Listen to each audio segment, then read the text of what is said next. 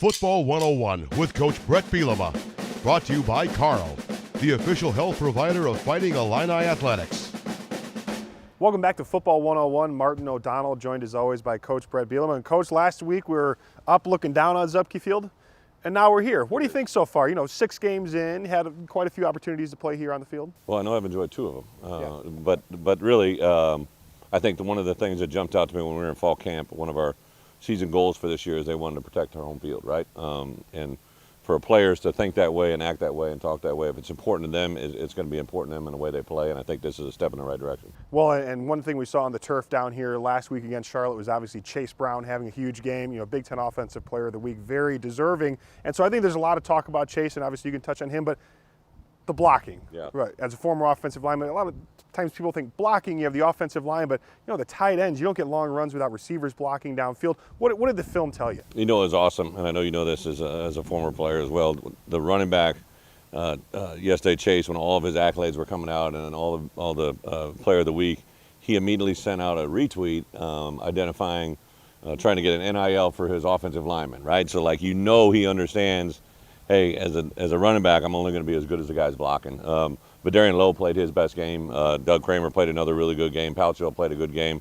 Julian Pearl. But like you said, the tight ends downfield, on that long run, you actually see 3 receivers running as fast as humanly possible right up on Chase to try and block that extra player for him. So there's a lot of contagious things that happen off that film. Well, and you know, on the other side of the ball, obviously the strong defensive performances continue, and you know, 2 guys that have been really standing out. Kirby Joseph, kind of week after week, is making a play here, a play there, you know, that really stand out. But then Owen Carney, back-to-back sacks to really shut the door on a Charlotte drive that got into Illinois territory. It's been a lot of fun to watch those guys play. It has. You know, Kirby Joseph right there in a red area play came up and blocked the ball down. It was a 17, I think it was a 3-point game at the time. And it was really almost an identical route concept to a week ago at Purdue that didn't happen. So the growth that he's having week to week, the identity of being able to see what a play looks like before it happens and being able to react to it is good. OC as an outside edge rusher, both of those sacks came from a 4-eye alignment where he's able to change directly quickly. He's using his speed and his power to be advantageous. That was at the end of the game, 2 back-to-back consecutive plays.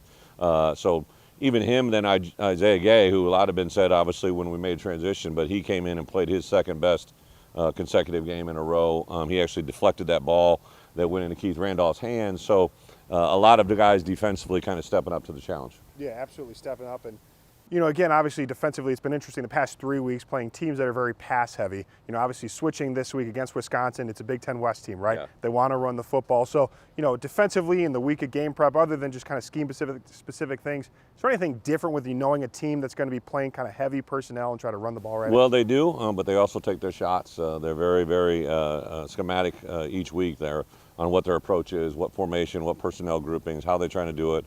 Paul Chris and I were together for a long time, the head coach, and Joe Rudolph, the OC, is my tight ends coach for a long time. The tight ends coach played for me, so like I know a lot of these guys and what they're made up of. Obviously, a lot's been said about their quarterback, who's going to be back there, but whoever really is back at quarterback, it's about the guys on the perimeter and what they can do, right? The tight ends, the receivers, how they block up front, what kind of pressures we bring up front. It's a very opportunistic group. I always kind of say this about Wisconsin's offense: they take what they can get and what they can establish, and they just run with it. They kind of wear it out. And that's kind of the MO that they've had when they've had these games that they've won.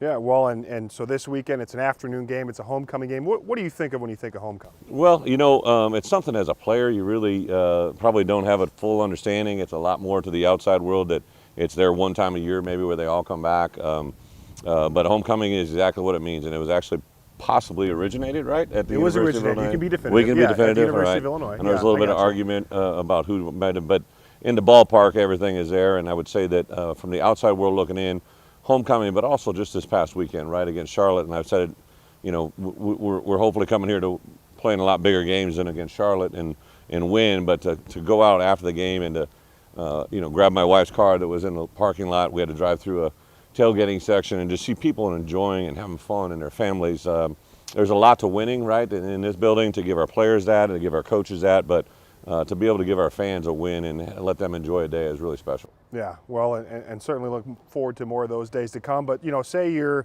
tailgating, right? You probably don't tailgate very much, No. being in the coaching profession, but you know the types of foods, right? I mean, Yeah. you got some barbecue, you got some burgers. I mean, kind of your typical tailgating foods. What's 1A? You know what? I would say anything off that grill, right? Like Yeah. anything in that brisket world Okay.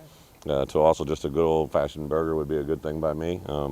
As you know, I don't discriminate all that much when it comes to the food department. But again, I think it's not just what you're having, but it's who you're with, right? I can't stress enough.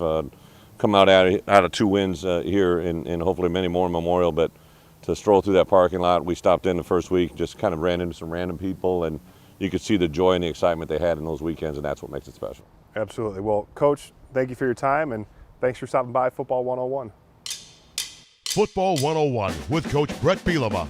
Brought to you by Carl, the official health provider of Fighting Illini Athletics.